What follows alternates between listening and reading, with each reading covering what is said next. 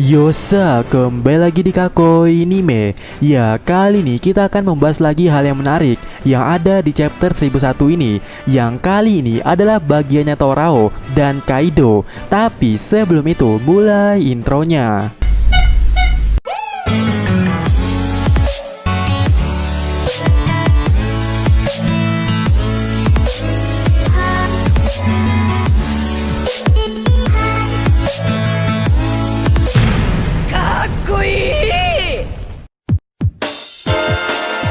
Ya, di manga One Piece chapter 1001, selain mengenai Zoro, ada hal yang bagi Mimin menarik yang mungkin kalian sadari atau juga mungkin tidak kalian sadari. Tapi yang pasti, inilah hal yang menarik di chapter 1001 setelah Zoro versi Kakoi Anime. Dan yang pertama adalah Trafalgar di Waterloo.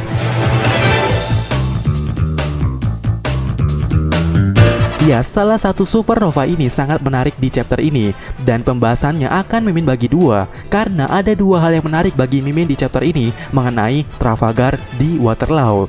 Dan yang pertama adalah poin mengenai niat Law dan roomnya. Ya, Torao di atap Onigashima mengaku kepada Luffy kalau dirinya sudah ada niatan untuk menyelamatkan para Akazaya yang sudah tepar di atap Onigashima. Dan ini menarik ya, berarti Torao tidak asal memindahkannya. Jadi dapat dipastikan Torao memindahkan para Akazaya itu ada di tempat yang aman, dan pastinya bukan di lantai di mana Sicilian berada, karena di situ areanya masih rawan dan amat beresiko jika Torao memindahkannya ke situ. Ya, bagaimana tidak, cuman beda satu lantai saja dengan pertarungan besar non-epic di atap Onigashima. Dan ada satu alasan lainnya yang kuat yang membantah hal itu juga, yaitu Torao mereset roomnya. Ya, jika kalian sadar, pastinya sadar lah ya, kalau Law itu berkata room di chapter ini. Berarti dengan begitu, Law merubah posisi roomnya bukan? Dan jika Law merubah posisi roomnya, dapat kemungkinan Akazaya dipindahkan oleh Law di tempat yang paling bawah dan tentunya aman. Ya, kenapa bisa begitu? Karena dengan Torao mereset roomnya itu, ini seperti mengiyakan dengan pasti kalau roomnya Law itu semenjak di chapter 984 sampai di chapter 1000 itu masih aktif, alias tidak dinonaktifkannya sama sekali oleh Law ini. Karena selain roomnya Law masih aktif, sebenarnya roomnya Law ini sangat besar skalanya. Dan hal yang membuktikannya ada di chapter 984 pula, yang mana kita tahu ya, Law ini di chapter itu mengaktifkan roomnya tepat di belakang Onigashima saat memindahkan para Akazaya ke dalam Onigashima. Tapi jika kita perhatikan, sepertinya ada yang janggal dan aneh di panel itu, dimana di salah satu bagian gambarnya yang skalanya besar tentunya, karena gambarnya itu memuat tengkorak Onigashima di dalamnya, terlihat roomnya Law benar-benar menutupi seluruh bagian gambar itu, bahkan mungkin melebihinya. Ya, melebihinya. Menarik bukan jika melebihinya. Dan dari pandanganku di sini, hal mengenai itu seolah-olah Oda Sensei menjelaskan kepada kita atau menunjukkannya kepada kita, ini loh roomnya Law yang sangat besar, yang mampu mencakup sebagian besar tengkorak Onigashima, terutama di bagian belakangnya.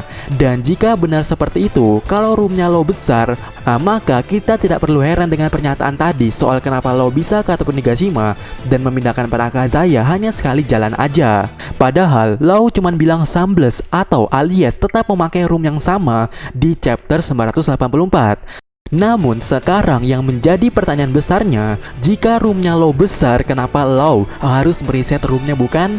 Kan roomnya besar. Ya, jika kalian ada yang bertanya seperti itu, Mimin punya jawaban yang cukup masuk akal bagi Mimin ya, yang cluenya ada di chapter 1001 ini. Tapi sebelum kita ke situ, pertama kita perlu menganalisis jejak-jejak pemakaiannya roomnya Law ini di Onigashima ini. Barulah kita bisa menjawab pertanyaan itu. Karena akhirnya kita bisa melihat jejak-jejak roomnya Trafalgar di Waterloo setelah chapter 1000 ini rilis. Dan seperti inilah gambaran jejak-jejak roomnya Law jika berkaca pada chapter sebelumnya. Ya, inilah gambarannya.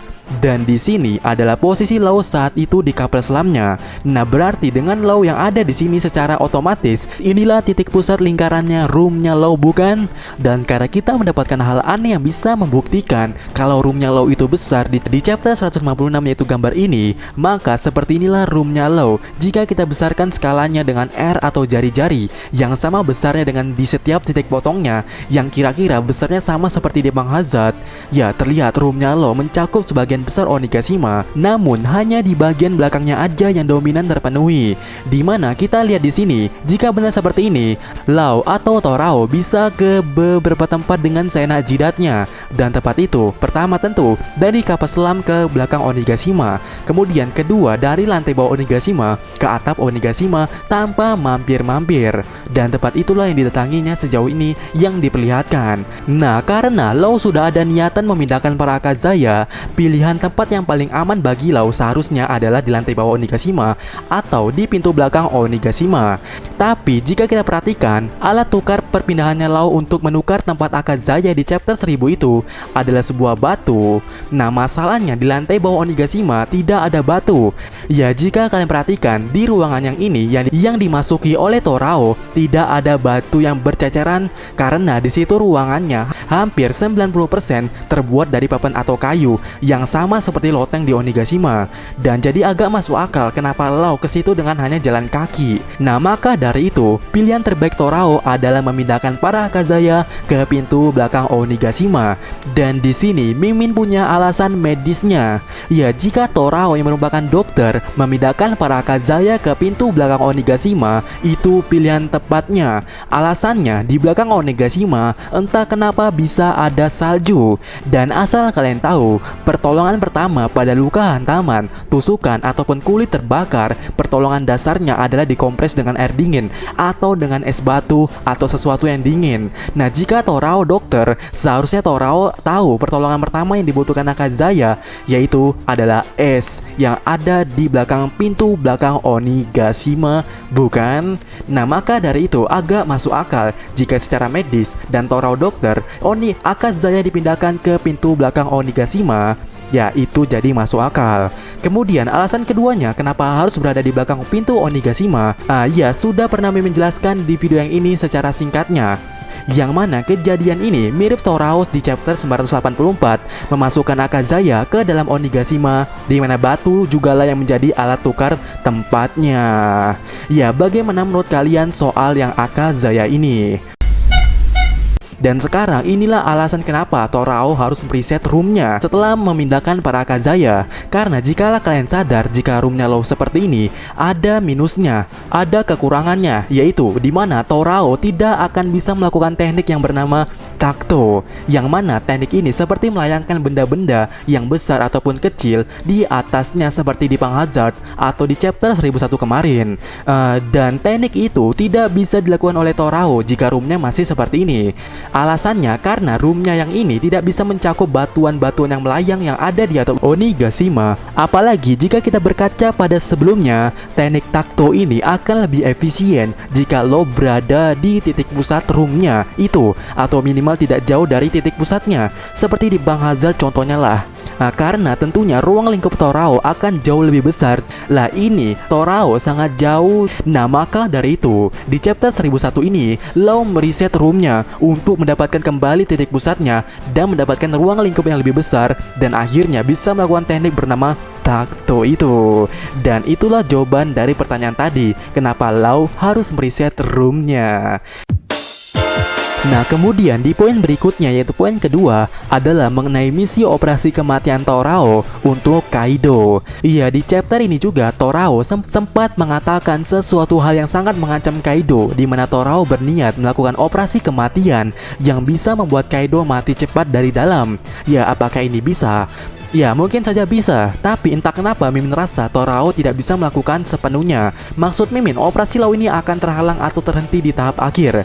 Karena ada satu hal yang menarik dari Kaido, yang mana ada yang aneh dari Kaido ini, di mana itu ditunjukkan berulang-ulang oleh Oda Sensei, di mana Kaido berubah dalam bentuknya tepat di momen saat kondisinya terdesak, seperti waktu digerebek Akazaya dan dikombi oleh trio Sencho di atap Onigashima, di mana Kaido di momen yang pas langsung berubah jadi menjadi naga. Ya, Oda Sensei selalu menunjukkannya seperti itu. Kan aneh ya, dimana Mimin jadi curiga, sangat-sangat curiga. Dan jika benar Torao ingin mengoperasi Kaido, Torao akan gagal melakukan operasi kematiannya itu di momen finishingnya. Atau dengan kata lain, misi operasi kematian Kaido akan gagal karena salah satu keistimewaan Kaido yang bisa berubah di momen yang pas, itulah penghalang terbesarnya. Apakah ini alasan kuat Kaido tidak pernah mati, terutama semenjak dirinya mendapatkan buah iblis Uo Uonomi? Dan jika benar seperti itu, ini akan menarik dan sinkron kalau Kaido emang user Zoan. Karena kita tahu ya, buah iblis Zoan ini adalah buah iblis yang memiliki special effect yang menyembuhkan dirinya sendiri. Nah, mungkin Kaido ini Zoannya atau buah iblisnya yaitu Uo Uonomi memiliki tingkat tertinggi dalam urusan penyembuhan diri. Nah, maka dari itu dia sangat yakin tubuhnya akan tetap kuat walaupun diterima serangan, kecuali serangan Ryō. Karena pada dasarnya untuk mengkanter buah iblis ya dengan haki Ryō. Contohnya ya, Marco yang ditinju oleh Garp, itu contoh nyatanya. Dimana ini jadi masuk akal ya, karena ada beberapa orang yang bisa menandingi Kaido ini, dan di antaranya adalah masternya haki. Dan yang membuatnya semakin masuk akal, orang-orang ini masternya haki, yaitu Sang dan Oden melawan Kaido setelah Kaido memiliki buah iblis Uo Uonomi. Ya, nah oleh karena itu, satu-satunya cara untuk melumpuhkan Kaido ya dengan cara menyerangnya dengan haki. Ya, dengan haki. Jadi agak mustahil kalau Torao melakukan operasi kematian tanpa menggunakan haki. Ya, Torao akan gagal melakukan itu. Nah, oleh karena itu ada 5 supernova di atap Onigashima. Jadi masalah itu bisa diatasi oleh Luffy ataupun Zoro, dan operasi pun akhirnya berhasil jika tidak ada masalah lainnya. Ya, bagaimana menurut kalian? Ya, sampaikan pendapat kalian dan sampai ketemu lagi di video Mimin selanjutnya. Yoza.